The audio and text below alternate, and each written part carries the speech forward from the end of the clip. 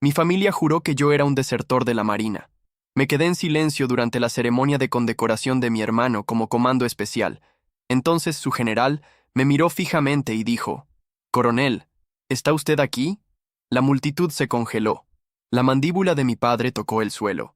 El aire se volvió espeso mientras las palabras del general Ramírez resonaban por todo el auditorio. Pude sentir cientos de miradas clavándose en mí como dagas, especialmente las de mi padre y mi madre en la primera fila. Sus rostros palidecieron como si hubieran visto un fantasma. No un fantasma cualquiera, sino el fantasma de la traición que ellos mismos habían creado. Soy Miguel Herrera, 34 años, y durante los últimos 8 años, mi familia ha dicho a todos que abandoné la Marina por cobardía. Mi padre, Eduardo, un exteniente que nunca alcanzó la gloria militar que anhelaba, había convertido mi supuesta deserción en el tema favorito durante las reuniones familiares. Miguel no soportó ni 3 meses de entrenamiento básico.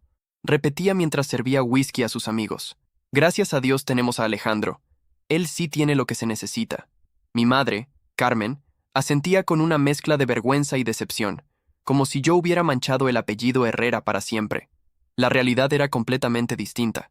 Fui reclutado para una unidad de operaciones especiales tan clasificada que ni siquiera podía revelar su existencia a mi propia familia. Firmé protocolos de confidencialidad que me prohibían hablar sobre mi rango, misiones o ubicación. Mientras mi familia me creía trabajando en una pequeña empresa de seguridad en la capital, yo había dirigido operaciones en más de 15 países, ascendiendo hasta el rango de coronel en tiempo récord. Cada Navidad, cada cumpleaños, cada reunión familiar era un ejercicio de contención. «Al menos encontraste algo que puedes manejar», decía mi padre, palmeando mi hombro con condescendencia mientras elogiaba las hazañas básicas de Alejandro en su entrenamiento. «Tu hermano pronto será un comando especial de la Marina. ¿Sabes lo que eso significa?». Por supuesto que lo sabía. Yo había entrenado a varios de ellos. La justicia parecía algo inalcanzable mientras mantenía mi juramento de silencio, pero el destino tiene formas inesperadas de manifestarse. Cuando Alejandro me invitó a su ceremonia de graduación, acepté asistir a pesar de saber lo incómodo que sería. Mi hermano menor no tenía culpa de las mentiras de nuestros padres. Él realmente creía que yo había abandonado, pues así se lo habían dicho desde que tenía 16 años. «Sé que esto puede ser difícil para ti», me escribió, «pero significaría mucho que estuvieras allí». Elegí un asiento en la última fila, lejos de mi familia, usando ropa civil en lugar del uniforme que me correspondía por derecho. Lo que ninguno en mi familia sabía era que el general Ramírez, quien presidiría la ceremonia, había sido mi superior directo durante 3 años en operaciones que seguían clasificadas. Observé cómo subía al podio con su característico porte severo, cómo ajustaba el micrófono y comenzaba a hablar sobre honor, lealtad y sacrificio, valores que me habían obligado a soportar en silencio años de humillación familiar. Vi a Alejandro recibir su insignia con orgullo, a mis padres aplaudiendo con lágrimas en los ojos desde la primera fila. Yo también aplaudí discretamente, genuinamente feliz por mi hermano. Fue entonces cuando ocurrió.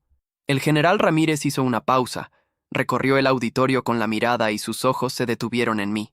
Vi el reconocimiento inmediato en su rostro, seguido por algo que parecía indignación. Antes de concluir, dijo al micrófono, su voz resonando con autoridad: «Debo reconocer a alguien cuya presencia aquí hoy es tan inesperada como honorable». Un murmullo recorrió la sala. «Coronel Miguel Herrera, ¿podría ponerse de pie?». Por un segundo nadie se movió. Solo se podía escuchar el zumbido del sistema de ventilación y el crujido tímido de sillas ajustándose. Sentí el mundo desacelerar, como si estuviera bajo el agua. Mis ojos se alzaron lentamente y encontraron los de Ramírez. No parpadeaba. El mismo hombre que me había ordenado misiones imposibles en desiertos, favelas y selvas, ahora exigía mi presencia ante cientos de civiles y oficiales de alto rango. Tragué saliva. Me levanté. El sonido de mi banco arrastrándose por el suelo fue, por un momento, el ruido más fuerte del recinto. Todos los rostros se giraron en mi dirección. Reconocí el de Alejandro, con ojos desorbitados y la boca entreabierta, como si hubiera recibido un golpe invisible. Mis padres. Dios. Eduardo estaba estático, ojos vítreos, rostro enrojecido de vergüenza o furia. Difícil de decir. Carmen se llevó la mano a la boca como si quisiera contener un grito. Caminé por el pasillo central como un reo camino al tribunal. Cada paso resonaba como un recordatorio de todo lo que habían dicho sobre mí en los últimos 8 años. El fracasado, el cobarde, la vergüenza de la familia. Pero allí, en ese momento, yo no era ninguna de esas cosas. Yo era Coronel Miguel Herrera, oficial de las Fuerzas Especiales de Operaciones de Inteligencia Avanzada, una unidad que, hasta hace poco, ni siquiera constaba en registros públicos. Ramírez me esperaba en el estrado. Cuando llegué cerca, extendió la mano con firmeza y me miró con algo entre respeto y remordimiento.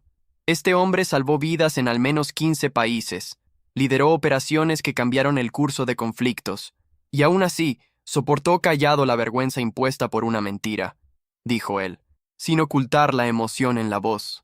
Hoy, como general y como hombre, rompo el protocolo por deber de justicia. Las personas murmuraban. El nombre Miguel Herrera parecía esparcirse como pólvora entre los oficiales presentes. Muchos sabían quién era yo, al menos en el medio militar, pero para mi familia, para los que más amé, yo era solo el hijo que había desistido. Ramírez se giró hacia mí y me abrazó, no como gesto simbólico, sino como quien se niega a dejar caer a un hermano de batalla. Los aplausos comenzaron discretos, y poco a poco fueron creciendo. Todo el auditorio estaba de pie, menos mis padres. En ese momento, confieso, quería girarme y encararlos, mostrar que el mundo había por fin descubierto la verdad, que el hijo renegado había vuelto, pero me resistí. Esa victoria no era mía, era de los hombres que habían caído a mi lado en misiones que jamás serán registradas en libros de historia. Era para ellos que me mantenía de pie. Alejandro fue el primero de la familia en levantarse. Corrió hasta mí, aún con la insignia recién entregada prendida al uniforme, y me abrazó. Un abrazo confuso, apretado, urgente. ¿Por qué nunca contaste?, susurró él. Porque no podía, respondí, sosteniendo su nuca como hacía cuando era niño. Y porque nadie quiso creer en mí cuando más importaba. Cuando me alejé, miré por última vez a mis padres. Eduardo parecía un animal acorralado. El hombre que siempre hablaba alto en las reuniones familiares, ahora no conseguía ni siquiera sostener su propia mirada. Carmen aún tenía lágrimas en los ojos, pero no eran de alegría. Ramírez entonces cerró la ceremonia. En nombre de la Marina, agradezco a los que sirven, dijo él, pero hoy también pido disculpas públicas a quien sirvió y fue injustamente olvidado. Dejé el estrado en silencio. Nada más necesitaba ser dicho allí. El daño y el impacto ya estaban hechos. Al salir del auditorio, mi teléfono vibró en el bolsillo. Era Isabela, mi esposa, que asistía a todo por la transmisión privada de la ceremonia. Un mensaje simple. Ahora, ellos saben. Vuelve a casa cuando estés listo. Te estoy esperando. Pero no iba a volver a casa inmediatamente. Algo me decía que el verdadero enfrentamiento aún estaba por venir, y por primera vez en años estaba listo para enfrentarlo. Fueron pocas las palabras intercambiadas después de la ceremonia. Alejandro me miraba con admiración y confusión. Carmen parecía a punto de desplomarse, pero evitaba el contacto visual. Eduardo... Bueno, él simplemente salió del auditorio antes incluso de que yo bajara del estrado, murmurando algo inaudible mientras empujaba sillas por el camino. Horas después, aún en uniforme civil y con la medalla de reconocimiento guardada discretamente en el bolsillo interno del saco, acepté la invitación de Alejandro para cenar con la familia. Ellos quieren conversar, dijo, con una esperanza en la mirada que me partía el corazón. El restaurante era elegante, discreto, mesa reservada, lejos de los demás clientes. Llegué último, como siempre. La mesa estaba silenciosa, Eduardo con brazos cruzados, Carmen mirando el menú sin ver nada. Alejandro, a mi lado, jugaba con el celular para romper la incomodidad. Y Rosa, nuestra tía mayor, estaba allí también, probablemente el intento de Alejandro de equilibrar las emociones en la mesa. Me senté. El mesero vino a anotar los pedidos, pero nadie parecía dispuesto a comer. Cuando se alejó, la Guerra Fría comenzó. 8 años, Miguel, comenzó Carmen con la voz tensa, los ojos fijos en el vaso de agua. Nos dejaste por 8 años sin una palabra, y ahora apareces en un auditorio con un general llamándote coronel. Respiré profundo.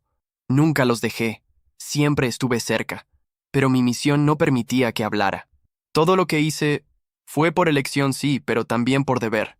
Eduardo soltó una risa amarga. ¿Deber? ¿Abandonar a la propia familia es deber ahora? No, papá. respondí tratando de mantener el control. Pero cumplir juramentos sí lo es. Y juré confidencialidad. Firmé protocolos. Mi vida, y la de cientos de soldados, dependía de mi silencio. Podrías haber dado alguna señal, alguna explicación, rebatió Carmen. Nos hiciste creer que habías fallado. Yo no los hice creer nada, interrumpí con la voz más firme. Ustedes eligieron creer. Ustedes crearon la narrativa. Cuando desaparecí del radar, cuando dejé de responder por seguridad de la misión, ustedes no buscaron respuestas, ustedes inventaron una historia y la esparcieron.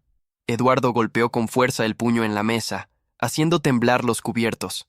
¿Y qué querías que dijera, Que mi hijo desapareció del mapa y que nadie sabía si estaba vivo o muerto. Soy un exteniente, Miguel. Tengo reputación. No, repliqué sintiendo mi sangre hervir. Tú siempre tuviste orgullo, pero nunca tuviste valor para defender a tu propio hijo. Era más fácil decir que huí, que fui débil, que admitir que no sabías nada.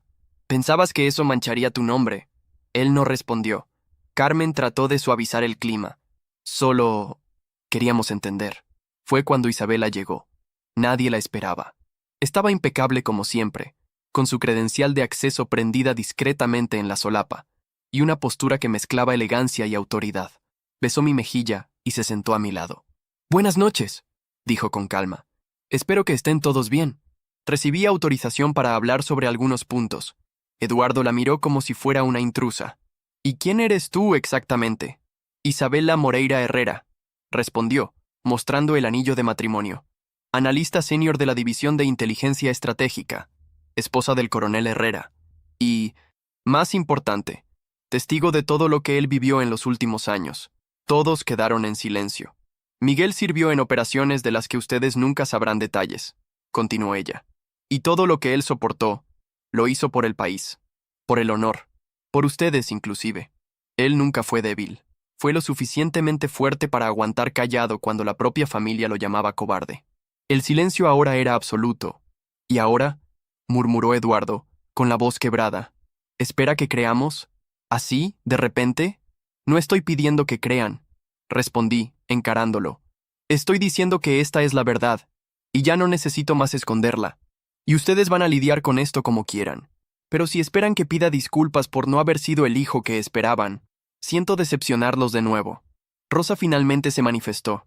«Sabía que había algo malo en esa historia desde el principio. Siempre supe que no eras cobarde, Miguel. Pero nadie escuchaba. Nadie quería escuchar. Solo hablaban de Alejandro, como si tú nunca hubieras existido. Y él tampoco tuvo culpa», completé, mirando a mi hermano. «Fue víctima de la misma mentira». Alejandro movió la cabeza, visiblemente emocionado. «Creí, Miguel, porque papá siempre hablaba con tanta certeza. Me siento un idiota. Eras un niño. Solo querías un héroe en la familia. Y ellos te dieron la historia más conveniente». El mesero apareció con los platos, pero nadie tocó nada.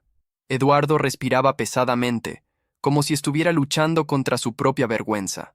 Carmen lloraba en silencio, sosteniendo la servilleta con ambas manos. Isabela me miró con ternura y deslizó la mano sobre la mía, discretamente. «Aún hay tiempo», dijo Rosa, encarando a Eduardo. «De reparar, de reconocer al hijo que ustedes hirieron por orgullo. Pero eso, Miguel no puede hacerlo por ustedes. Eso es cosa de ustedes». Me levanté. «Cumplí mi papel, mamá. Papá. Estuve allí cuando nadie podía ver. Y hoy por primera vez. No necesito más esconder quién soy. Si quieren conocer al verdadero Miguel, ahora depende de ustedes». Pagué la cuenta antes de que alguien dijera cualquier cosa. Y salí. Porque lo que necesitaba ser dicho, fue dicho. Por primera vez en años, no era yo quien debía explicaciones. Dicen que el dolor físico es pasajero, pero la humillación, esa te acompaña en silencio, día tras día. Yo sabía eso mejor que nadie. No fue una tortura explícita. No hubo gritos o agresiones. Fue algo más sutil, más cruel. Ser disminuido gota a gota por aquellos que deberían protegerte. Después de que fui reclutado, todo cambió. Recuerdo exactamente el día en que recibí la llamada. Tenía apenas 26 años, recién graduado en ingeniería electrónica, con planes simples: seguir en la marina, crecer por mérito, mantener mi vida limpia y mi ficha más limpia aún. Pero entonces apareció el comandante Nogueira, hablando sobre una fuerza de tarea ultrasecreta, Una oportunidad única de servir al país en un nivel que pocos alcanzarían. Pero tendrás que desaparecer. Oficialmente estarás fuera de la Marina. Ningún contacto con la familia, excepto los estrictamente autorizados. Pensé. Y acepté. Por patriotismo, tal vez. Por sentido del deber. O porque, en ese punto, ya sabía que mi presencia nunca había sido valorada de verdad en esa casa.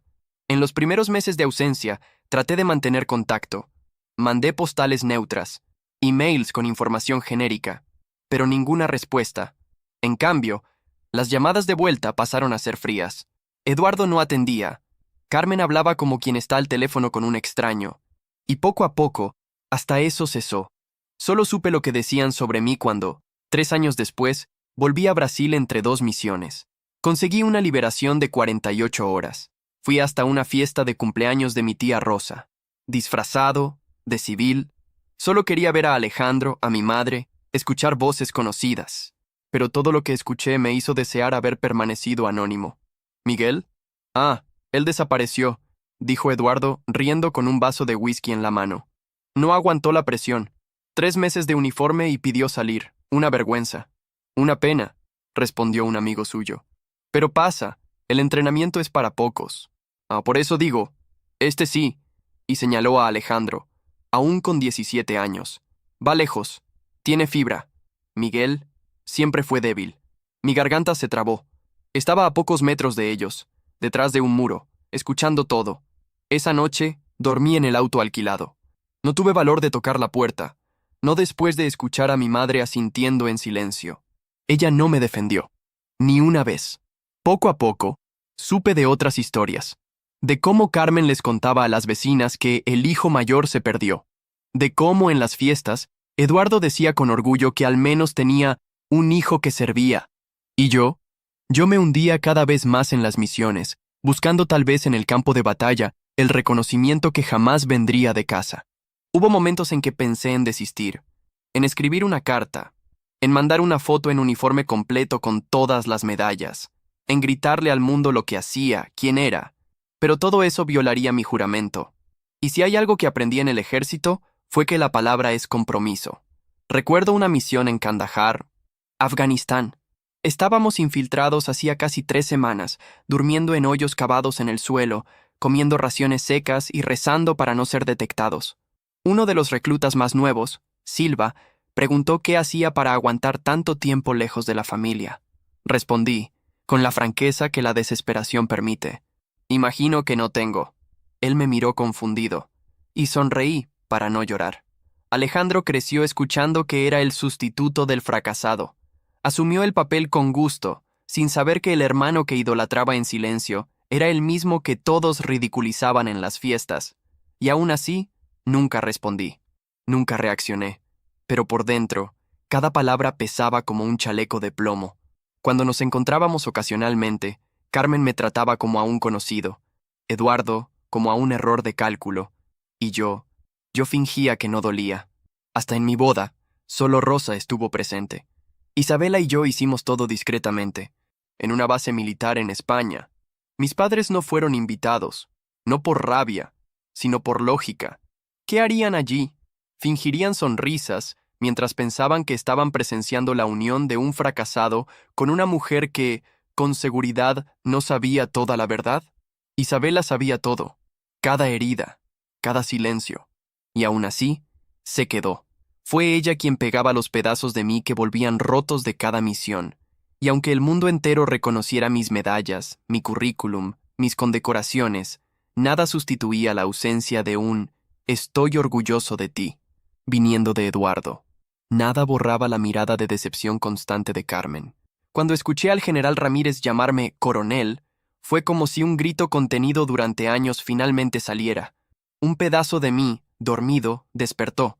Ya no era más el mismo hombre que escuchó escondido a su propio padre decir, «Él es una vergüenza». ¿La diferencia? Ahora ellos sabían, y no iba a pedir perdón por haberme vuelto más grande de lo que esperaban. Desperté al día siguiente aún con la voz de Isabela resonando en mi mente. Ella siempre supo el momento correcto para hablar, y, esa noche, había dicho todo lo que mantuve atragantado durante casi una década. Pero aún así, incluso con todo expuesto, La sensación que me tomaba no era de alivio, era de cansancio. Mi celular sonó a las 6:07. Número codificado. Sabía lo que eso significaba antes incluso de contestar. Coronel Herrera, contesté, ya en posición de alerta, a pesar del cuerpo exhausto. General Ramírez, señor. Lo necesito en la base Alfa 4. A las 9. Urgente. ¿Operación activa? Clasificación nivel máximo. No podemos discutir por aquí. Solo traiga su equipo estándar y venga preparado. Suspiré. No hacía ni 12 horas que había reencontrado a mi familia después de 8 años de distancia emocional. Y ahora, de nuevo, la llamada. Isabela apareció en la puerta del cuarto, aún en camisón, los ojos cansados. ¿Es él? Preguntó, como quien ya sabía la respuesta. Sí, respondí. Voy a tener que ir. Ella no lloró, no se quejó, ni trató de impedírmelo. Solo asintió con la cabeza, caminó hasta mí y arregló el collar con mi medallón de San Miguel Arcángel que siempre usaba por debajo de la camiseta. «¡Vuelve entero!» «Por favor», susurró. Besé su frente, me puse el uniforme y salí. La puerta de la base Alfa 4 era vigilada por 2 agentes de inteligencia. Me identifiqué con el protocolo estándar y fui conducido inmediatamente a la sala de reuniones sigilosas. Al entrar, encontré a Ramírez con su habitual café negro, sentado frente a una pantalla con información encriptada. «Gracias por venir tan rápido», dijo él saludándome. «Sé que ayer fue intenso», asentí, sin responder. Él no era hombre de rodeos. «Tenemos movimientos extraños en Buenos Aires». Vargas reapareció. Mi estómago se revolvió. Vargas. Ese nombre aún me daba escalofríos. Un narcotraficante internacional, involucrado en redes de tráfico humano, armas e inteligencia hackeada. 3 años atrás, una misión mal ejecutada resultó en la muerte de 3 hombres bajo mi comando. Vargas había escapado por minutos, riendo mientras desaparecía en una camioneta blindada en medio de Medellín. ¿Estás seguro de que es él?, pregunté, manteniendo la voz fría. Absoluta. Nuestros satélites captaron movimientos con el mismo patrón logístico de su red. Fuentes en terreno confirmaron. Está en Buenos Aires, disfrazado como empresario de logística, y está vulnerable, pero por poco tiempo. Ramírez giró la tableta y mostró imágenes borrosas, capturas de dron, conversaciones codificadas interceptadas. Vargas estaba allí, de nuevo, y esta vez teníamos una oportunidad real. Lo quiero liderando la operación. Usted conoce sus patrones como nadie, y sé lo que esta misión representa. Tragué saliva. Él sabía. No era solo una misión profesional, era algo personal. Una herida abierta que cargaba desde Medellín. ¿Autorización de extradición?, pregunté. Ya aprobada. Solo necesitamos traerlo vivo. ¿Y el equipo? Su grupo original. Menos los que perdimos. Más 2 refuerzos nuevos. Uno de ellos es Marcos, especialista en demoliciones tácticas. El otro, Falcão, francotirador que usted entrenó en Bosnia. Asentí nuevamente. Partimos esta noche. Pero antes, hay algo que necesita saber. Ramírez me entregó un sobre lacrado. Lo abrí y reconocí la letra de Eduardo, mi padre. Era una carta. Miguel, sé que nunca tuve valor para hablar mirándote a los ojos. Sé que no creí cuando debía, y que traté de proteger mi nombre en vez de protegerte a ti. Pero ayer vi quién te convertiste, y vi al hombre que fallé en apoyar. Estoy tratando de entender cómo reparar algo que dejé pudrirse por años. Solo quiero que sepas que estoy intentando, y espero que un día, si vuelves, podamos conversar como padre e hijo, y no como adversarios. Con vergüenza, pero también con amor, Eduardo. Cerré el sobre lentamente. Pidió que se lo entregara antes de la misión, dijo Ramírez. Pensé que debía saber que algo cambió. Me quedé allí parado, por un instante, con el peso del papel en las manos y el peso de los recuerdos en los hombros. Tenía una misión. Vargas esperaba. Pero por primera vez, mi padre no me esperaba con desprecio. Cuando salí de la sala y fui al hangar, vi a mi equipo reunido. Algunos me saludaron con sonrisas contenidas. Otros, con ese saludo militar seco pero cargado de respeto. ¿Listos?, pregunté. Siempre que usted esté, respondió Falcão. Entré al helicóptero, y mientras las hélices comenzaban a girar y el mundo allá afuera se hacía cada vez más pequeño, miré al horizonte y pensé, la guerra ahora es allá afuera, ya no dentro de casa, pero aún necesitaba sobrevivir. Mientras sobrevolaba la frontera entre Brasil y Argentina con mi equipo, mi mente estaba a miles de kilómetros de allí. No importaba cuántas veces hubiera dejado mi casa por una misión, esta vez era diferente. Había algo nuevo, algo que pesaba más que el chaleco balístico. Por primera vez, tenía algo que recuperar fuera del campo de batalla. Dejé un rastro de verdades atrás, pero ninguna certeza de reconciliación. La carta de Eduardo aún estaba doblada en el bolsillo de mi pantalón táctico, intocada desde que la leí. Esa carta, tal vez fuera solo el comienzo. En ausencia de información sobre mi paradero exacto, Isabela mantuvo contacto con mi familia. Sin que yo supiera, comenzó a visitar a Carmen los domingos, llevar flores, explicar con calma todo lo que podía ser revelado. Hablaba de mí como quien describe a alguien que aún estaba en construcción, pero que ya tenía base sólida. Y poco a poco, Carmen comenzó a escuchar. No a juzgar, solo escuchar. Alejandro, por otro lado, se sumergió en los reportes públicos. Descubrió entrevistas, fragmentos de documentos liberados después de redirecciones de seguridad, videos de campañas humanitarias en las que participé como parte de la cobertura de las misiones. Uno de ellos mostraba a mi equipo rescatando civiles en Mozambique durante un ciclón. Mi hermano lo vio en silencio, hasta el final, y por primera vez entendió el peso que yo cargaba. Pero quien más cambió durante mi ausencia fue Eduardo. Según Isabela, pasó los 3 meses siguientes obsesionado. Visitó bibliotecas militares, habló con colegas antiguos, buscó nombres y fechas. Quería saber quién era ese hombre que había pasado años despreciando. Y me encontró, en las entrelíneas de las historias que él mismo se había negado a leer. Encontró mi nombre al lado de soldados condecorados. Encontró respeto donde juraba que había vergüenza. Carmen le contó a Isabela, con voz temblorosa, que encontró un álbum nuevo en el estante de Eduardo, un álbum que él mismo armó. Recortes de periódicos, fechas anotadas con pluma negra, mapas con marcaciones, todo sobre mí. Era como si, al investigar al hijo soldado, finalmente hubiera descubierto al hijo hombre.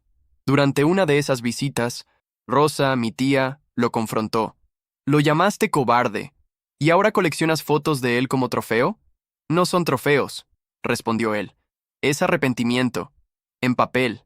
Mientras tanto, nosotros ya estábamos posicionados en la base auxiliar en Tigre, región metropolitana de Buenos Aires. La misión era clara: infiltrar, monitorear y capturar a Vargas vivo, con el mínimo de exposición. El plan era simple, pero sabíamos, en el terreno, nada era simple. En la primera noche, observamos los patrones de desplazamiento. Vargas usaba disfraz civil, escolta mínima. Estaba confiado, pero esa confianza era lo que lo hacía vulnerable. Cuando se dio la señal de acción en el segundo día de operación, sabíamos que el riesgo era máximo, pero también sabíamos que era ahora o nunca. Era madrugada cuando se inició la operación. Un silencio pesado flotaba en el aire, cortado solo por nuestras comunicaciones cifradas. Equipo Alfa en posición. Entonces, Equipo Bravo listo. Francotirador en punto de vigilancia. Luz verde. Avanzamos. El galpón donde Vargas se escondía era parte de un centro logístico abandonado, en las afueras de Zárate. Los satélites confirmaban la presencia de 6 hombres armados. El plan era simple: entrada rápida, bloqueo de salidas y captura. Yo lideraba la incursión central. Al principio, todo transcurrió como esperado. Avanzamos coordinados, desarmamos a 2 guardias externos e hicimos el barrido inicial. Pero cuando nos acercamos a la sala principal, todo se desmoronó. Explosión, emboscada. ¡Mierda! ¡Retrocede!, grité, arrastrando al soldado Carvalho fuera del corredor. Con el brazo izquierdo ya ensangrentado, Falcón cubrió la retaguardia mientras recibíamos disparos viniendo de la parte superior del galpón. Sabían que vendríamos, y estaban listos. Perdí 2 hombres en ese infierno: soldado Besa y teniente Muñoz. 2 jóvenes con futuro, 2 hombres que había entrenado. Cada grito, cada bala, cada orden me corroía, pero no podía parar. No allí, no con Vargas tan cerca. Conseguimos rodearlo en la sala de control. Intentó huir por el fondo, pero Falcón le disparó en la pierna, inmovilizándolo. Entré por detrás con 2 soldados y lo esposé personalmente. «Mira quién volvió de los muertos», susurró, sonriendo con sangre en los dientes. «¿Aún bravo por Medellín? Lo encaré por 3 segundos eternos, y respondí, seco, no, solo cansado de enterrar hombres mejores que tú. El equipo de extracción llegó pocos minutos después. Recibí un tiro de roce en el hombro, pero nada grave. Lo suficiente para mantenerme lúcido y recordar cada detalle. En el helicóptero de vuelta, con Vargas sedado y esposado, miré los asientos vacíos donde Muñoz y Besa debían estar. Eso me quebró más que cualquier herida. Pero sabía, no murieron en vano. En la llegada a la base, fui llevado directamente al hospital militar. Isabela ya había sido avisada, y mi ficha médica fue clasificada como lesión de combate moderada. Nada que me impidiera continuar, pero lo suficiente para forzar una pausa. Horas después, aún bajo efecto de los analgésicos, escuché un susurro. ¿Miguel? Abrí los ojos. Eduardo. Sí, era él, parado, sin uniforme, con las manos en los bolsillos y los ojos rojos. A su lado, Carmen sostenía una pequeña bolsa con frutas, como si eso fuera suficiente para reparar años de silencio. El general nos avisó, dijo mi padre, con la voz baja. Pensamos que debíamos estar aquí. No respondí. Solo cerré los ojos nuevamente y dejé que permanecieran allí, porque, tal vez, por primera vez, realmente estaban. Estuve internado por 5 días, tiempo suficiente para que los puntos cicatrizaran y el dolor físico comenzara a dar lugar a otro más profundo, el de la reconstrucción. En los primeros 2 días, Eduardo y Carmen volvieron al hospital todas las mañanas. Se sentaban en silencio. Mi padre leía el periódico, fingiendo normalidad. Mi madre traía café, como si eso fuera algo que siempre hubiera hecho. Yo observaba todo, callado, no por rencor, sino porque no sabía por dónde empezar. En el tercer día, cuando Isabela llegó, ellos ya estaban allí. Fue extraño verlos compartiendo el mismo espacio en paz. Ella me besó la frente y susurró, no pierden un turno. Incluso cuando duermes. Fue también ese día que Alejandro apareció. Entró de forma torpe, con un pastel de chocolate comprado en la panadería de la esquina. Se sentó en el borde de la cama y me miró como nunca lo había hecho antes, con admiración genuina. Leí todo, dijo. Vi cada video, leí cada línea. No sé cómo te piden que vuelvas al trabajo después de eso. Sonreí por primera vez en días. No es trabajo, es misión. Uno escoge este camino porque alguien necesita escogerlo. Él asintió, y entonces, en un gesto tímido, apoyó el hombro en el mío. Perdóname por haber creído en ellos, por haber repetido las bromas, por haberme enorgullecido de un hermano que pensaba que era mejor solo porque era más visible. No fue culpa tuya, Alejandro. Solo eras un niño. Ellos debían haberte enseñado a mirar con más profundidad. En la mañana del 5.º día recibí el alta. Podría haber ido directo a casa con Isabela, pero no fui. Ven a pasar unos días con nosotros, dijo Carmen mientras doblaba una camisa mía que trajeron del hospital. La miré con sorpresa. ¿En la casa de ustedes? Sí, respondió Eduardo, con los ojos aún fijos en el suelo. No es mucho, pero es lo mínimo que podemos ofrecer. Dudé. La casa donde fui llamado cobarde, donde crecí tratando de agradar a un padre demasiado militar para ser padre y una madre demasiado silenciosa para defenderme.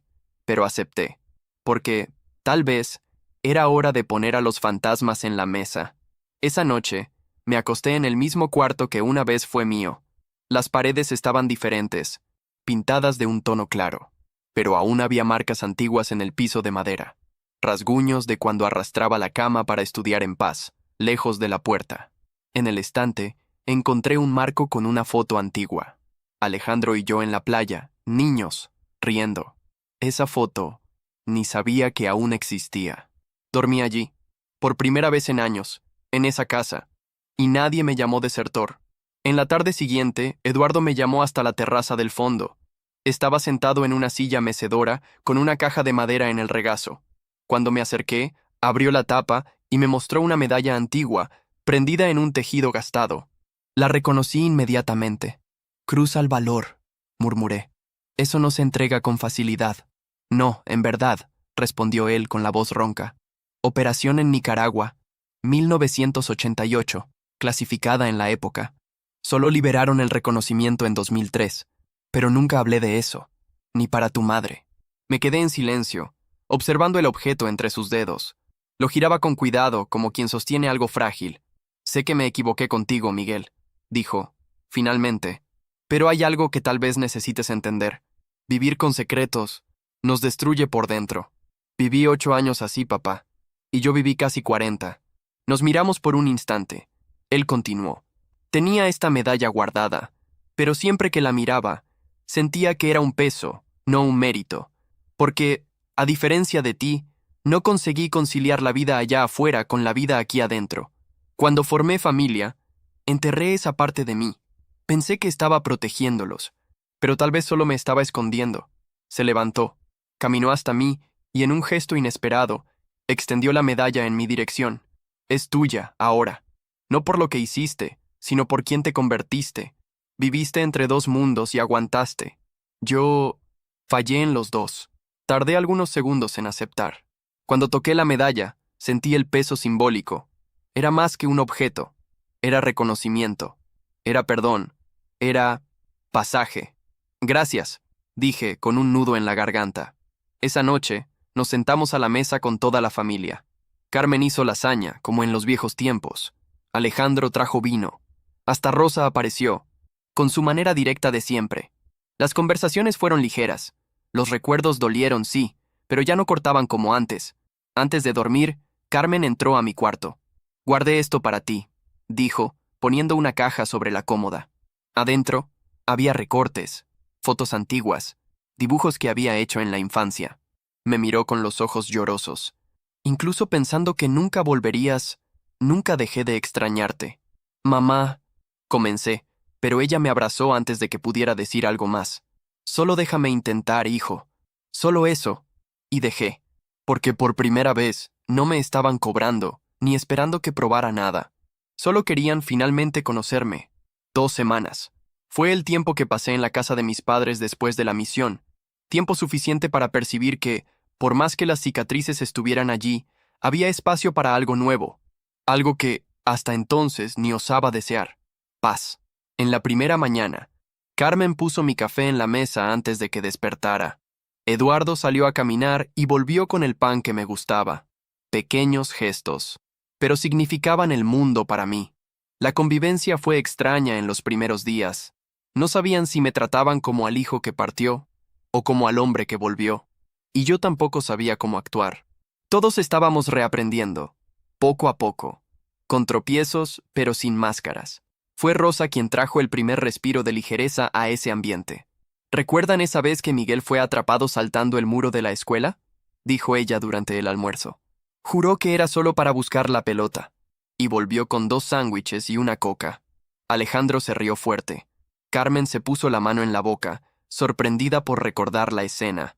Eduardo soltó una risa baja, y yo, por primera vez allí, me carcajeé.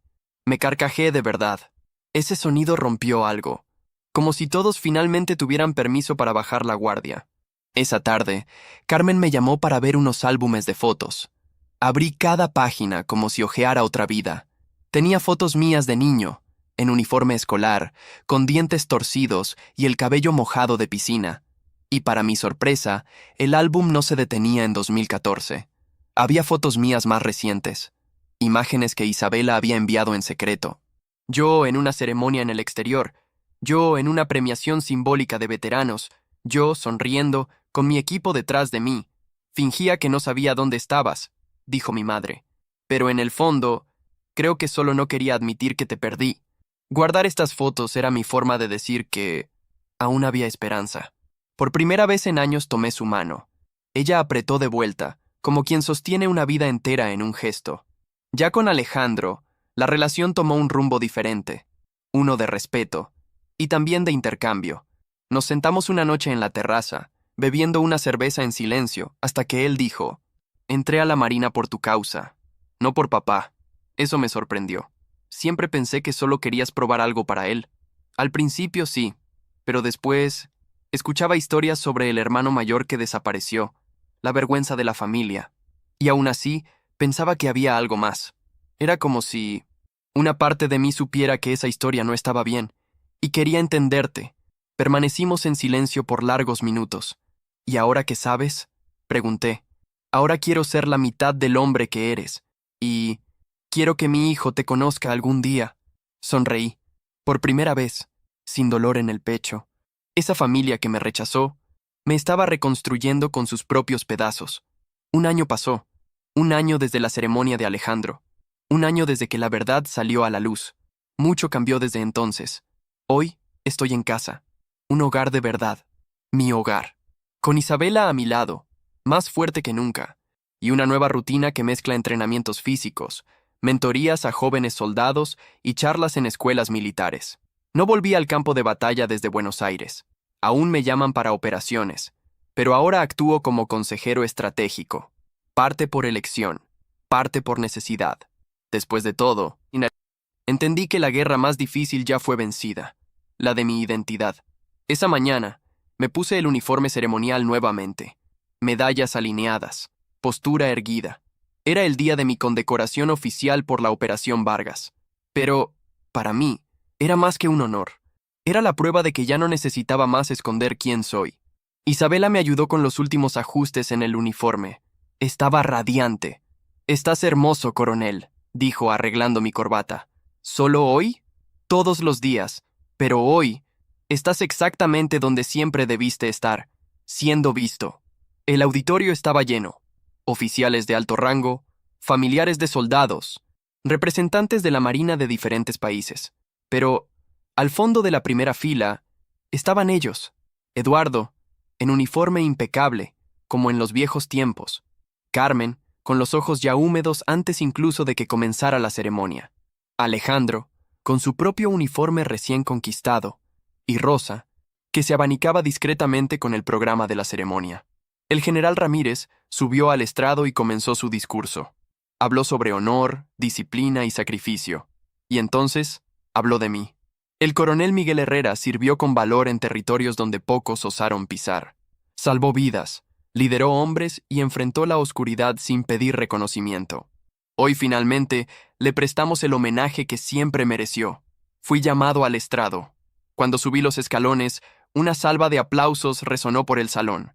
Vi a Isabela emocionarse. Vi a Alejandro aplaudir como un hermano que, por fin, se enorgullece sin reservas. Y vi a Carmen llorando. No de vergüenza, sino de orgullo. Orgullo puro. Al recibir la medalla, pedí la palabra. Este reconocimiento, aunque individual, representa a todos los hombres y mujeres que sirven en el anonimato, que son juzgados sin defensa, que sacrifican el nombre, el tiempo y a veces la propia alma por un país que no siempre los ve. Pero sobre todo representa algo personal, la verdad, porque la verdad siempre encuentra una manera de salir a la luz, a veces demasiado tarde, pero cuando viene, cura, aplausos, muchos. Pero lo que más se quedó conmigo fue el abrazo de Eduardo al final de la ceremonia, fuerte, sin palabras, pero lleno de lo que nunca dijimos. Fue allí que entendí. Algunos hombres vencen guerras, otros vencen el silencio, y yo había vencido ambos. La recepción después de la ceremonia fue organizada por Isabela. Un cóctel simple, elegante, rodeado de personas que formaron parte de mi trayectoria, incluso sin saberlo. Colegas de misión, comandantes jubilados, amigos de confianza. Pero lo que realmente me llamó la atención fue ver mi casa, por primera vez, llena de voces familiares que no me causaban dolor. Alejandro estaba en la terraza, conversando con Rosa sobre sus planes de ascenso dentro de la Marina. Carmen mostraba orgullosa una foto mía enmarcada en el estante de la sala. Y Eduardo permanecía apartado, observando todo en silencio, con una copa de vino en las manos, como si buscara el momento correcto. Y llegó. Cuando todos ya habían comido, conversado, reído y se habían dispersado un poco, él se acercó. Me puse de pie, esperando otra aproximación contenida, algún comentario genérico. Pero no. ¿Puedo hablar contigo, hijo?, preguntó con la voz grave pero diferente. Había vacilación. Eduardo, el hombre que nunca vaciló, ahora parecía medir cada palabra. Fuimos hasta mi oficina. Él entró, miró alrededor y respiró profundo. Traté de escribir esta conversación unas 20 veces, pero ninguna palabra en el papel parecía justa. Entonces, voy a decir como siempre debí haber dicho: Miguel, me enorgullezco de ti, mucho más de lo que puedo expresar. Las palabras quedaron suspendidas en el aire. Pasé toda la vida queriendo que fueras como yo, que siguieras el mismo camino, con los mismos pasos. Pero tú no solo recorriste tu propio camino, fuiste más allá de todo lo que soñé para mí mismo. Sentí los ojos arder, pero no lloré, solo dejé que continuara. Sabía que eras fuerte, pero confundí fuerza con obediencia. Elegiste el deber cuando nadie estaba mirando. Mantuviste el silencio, incluso siendo humillado. Protegiste vidas, incluso cuando la tuya fue desvalorizada. Y aún así, volviste, no porque debías, sino porque tienes un corazón más grande que el mío. Se acercó, poniendo las manos en los bolsillos, un gesto típico de él, pero ahora desarmado, más humano. No voy a pedir que me perdones de una vez, pero quería que supieras que estaré aquí, todos los días, para merecer ese perdón poco a poco. Abracé a mi padre por primera vez como hombre, como soldado, como hijo, un abrazo largo, cargado de todo lo que nunca fue dicho, pero que ahora, por fin, era sentido. Esa noche, con la casa más vacía y la luna alta allá afuera, percibí que aquello que llamamos reconciliación a veces no viene en un gesto heroico, a veces viene en un susurro, en una mirada, en una verdad finalmente admitida, y en esa casa, por primera vez, todos los fantasmas estaban en paz. 12 meses se pasaron desde esa noche. Hoy miro por la ventana de mi nueva oficina, no la militar, sino la civil. Abrí un centro de apoyo para veteranos y familias de militares que sufrieron con alejamientos, traumas y secretos. Un espacio donde la verdad no necesita más ser silenciada. No dejé de servir. Solo cambié la forma.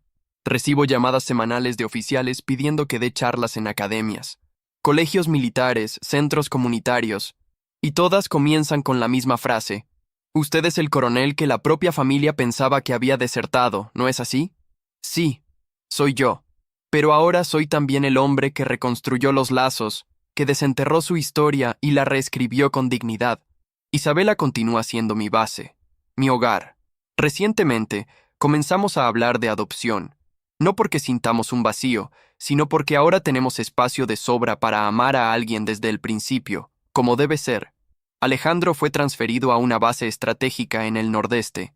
Es respetado, competente, y llama todas las semanas para contarme novedades. Carmen y Eduardo van frecuentemente a nuestra casa los domingos. Traen postres, se sientan en el sofá, ven el fútbol. A veces, Eduardo hasta ayuda en el jardín, en silencio. Pero ahora un silencio ligero. Rosa sigue siendo la misma, directa, práctica, pero llena de cariño. Fue ella quien nos dio el nombre para el centro de apoyo que creé, Operación Verdad. En la inauguración, con la prensa presente y la tropa de nuevos reclutas sentada en las primeras filas, hablé poco. Mi nombre es Miguel Herrera. Fui llamado traidor, cobarde, desertor. Pero hoy estoy aquí para decir que la verdad, por más demorada que sea, siempre vence. Y si tú también estás en silencio, sepas, no estás solo. Todo el auditorio se levantó. Pero no era el aplauso lo que me importaba. Era saber que ese niño que creció tratando de probar que merecía amor, ahora ayudaba a otros a entender que merecen incluso cuando nadie se lo dice. Al final de esa tarde, fui hasta la terraza del centro, con una taza de café caliente en las manos. Eduardo se acercó, se sentó a mi lado y se quedó en silencio por un tiempo. Entonces, sin mirarme, dijo, «Venciste, hijo». Miré al cielo. Estaba limpio, sin nubes, con una luz dorada cayendo sobre la ciudad. «No, papá», respondí con una leve sonrisa. «Vencimos, y brindamos, no por la guerra vencida, sino por la verdad recuperada, por la familia que renació, y por todas las segundas oportunidades que la vida, terca, insiste en ofrecer a los que no se rinden de volver a empezar». ¿Te gustó el relato?